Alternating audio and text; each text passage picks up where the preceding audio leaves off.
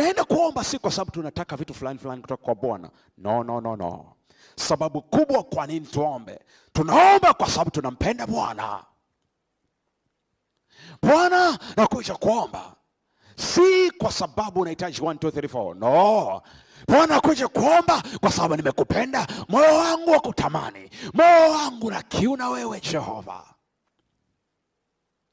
Nimekuja mbele zako kwa maana moyo wangu wa kutamani, moyo wangu wa kuonea shauku kama Ayala anavyoona kiu. Bwana, ninakuonea kiu Jehova. Bwana, nimekuja mbele zako kuomba si kwa sababu ya 1 2 3 4. Nimekuja mbele zako kuomba kwa sababu nakupenda. Nataka nikae na wewe, nataka nikae na wewe. Ndio maana Yesu aliongea maneno magumu kidogo katika kitabu cha Mathayo sura ya 6 mstari wa 33. Utafuteni kwanza ufalme wake na haki yake, na hayo mengine yote mtazidishiwa. Maana yake ni nini? Mtafute yeye kwanza. Maana yake ni nini? Ukienda mbele zake, nenda kwa sababu unampenda.